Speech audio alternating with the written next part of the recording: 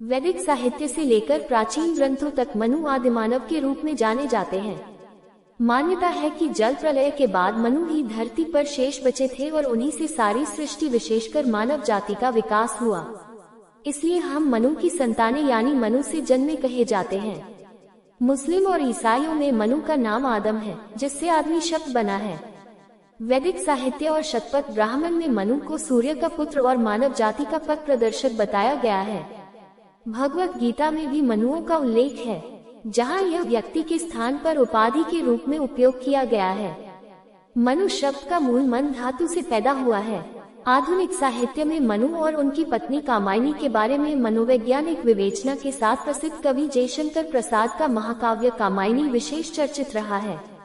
मनु द्वारा लिखा गया धर्मशास्त्र मनुस्मृति के रूप में जाना जाता है। ये स्मृति साहित्य का प्राचीनतम और सबसे अधिक मान्य ग्रंथ है, जिसमें समाज, नीति, धर्म और अर्थ के साथ सामाजिक व्यवस्था के आधार तय किए गए हैं। इस अर्थ में मनु एक व्यक्ति, कई व्यक्तियों की उपाधि के साथ ऐसे चरित्र के रूप में जाने जाते हैं, जिनसे पूरी मानव जाति का जन्म और संपूर्ण सामाजिक व्यवस्था का जन्म हुआ है। मनु की कथा दुनिया के सभी धर्मों में है। भागवत पुराण की सभी कथाएं मनु की कहानी के बाद शुरू होती है। लगभग 27,000 साल पूर्व सतयुग में समुद्र मंथन के बाद देवता और दैत्यों में युद्ध शुरू हुआ। यह युद्ध हिमालय क्षेत्र में हुआ, जिसमें देवताओं ने अपनी शक्तियां संगठित करके 9 देवियों को प्रकट करके दैत्यों का समूल नाश कर दिया। मत्स्य पुराण की कथा के अनुसार गुजरात में हयग्रीव दैत्य ने वेदों को कैद कर लिया, जिसकी वजह से विष्णु भगवान से उसका युद्ध हुआ। यद्यपि हयग्रीव मारा गया, लेकिन इस युद्ध से देवताओं ने दैत्यों का समूल नाश के लिए संपूर्ण पृथ्वी डुबाने का फैसला किया। ठीक इसी समय ब्रह्मा जी ने 4 कुमारों को प्रथम ब्रह्मन के रूप में पैदा किया। वैशाख मास अमावस्या लगभग 1780 BC विष्णु भगवान ने मत्स्य अवतार लेकर अगली सभ्यता के लिए गुजरात के गोमतीनगर के राजा सत्यव्रत को मनु के रूप में चुना। राजा सत्यव्रत वृद्ध भी थे और संतानहीन भी थे। मत्स्य रूप में विष्णु भगवान ने जल प्रलय के दौरान सत्यव्रत और उनकी पत्नी को 4 कुमारों सहित उत्तराखंड के बद्रीनाथ धाम में उतारा था।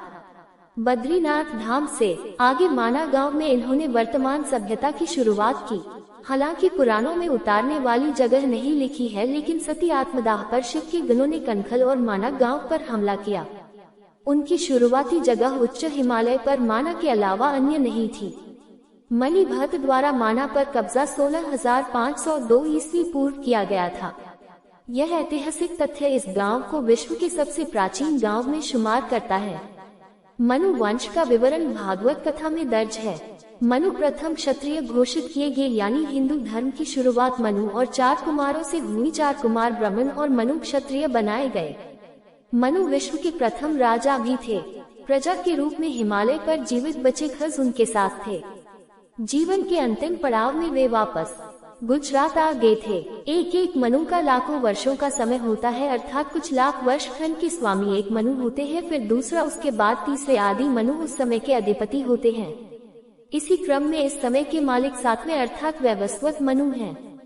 इसलिए ये 7वां मनवंतर हुआ जिसमें हम लोग रह रहे हैं। इसे वैवस्वत मनवंतर भी कहते हैं। इसी प्रकार यथाक्रम मनु आगे भी होते रहेंगे। सबसे पहले मनु को स्वयंभू मनु कहा गया है। इन्हें ही दूसरा सृष्टा अर्थात सृजन करने वाला माना गया है। इन्हीं से 10 प्रजापतियों का जन्म हुआ है। उनसे आगे सृष्टि संचालन हुआ है। इस प्रकार उस समय सभी लोग इन्हीं की संतानों के रूप में जाने या माने जाते थे। अब कोई मनुस्मृति जलाने वालों से ये भी पूछ ले कि इनमें से किस मनु ने मनुस्मृति लिखी। यदि वर्तमान मानव प्रजाति के मूल पुरुष वैवस्वत मनु ने मनुस्मृति की रचना की होती तो वह एकमात्र स्मृति होती, और फिर अन्य ऋषि अपनी अपनी स्मृति लिखे का दुस्साहस न करते। यदि वैवस्वत मनु ने मनुस्मृति की रचना की होती तो वे अपनी संतानों में भेदभाव क्यों करते। वैदिक साहित्य से लेकर प्राचीन ग्रंथों तक मनु आदि मानव के रूप में जाने जाते हैं। मान्यता है कि जल प्रलय के बाद मनु ही धरती पर शेष बचे थे और उन्हीं से सारी सृष्टि विशेषकर मानव जाति का विकास हुआ।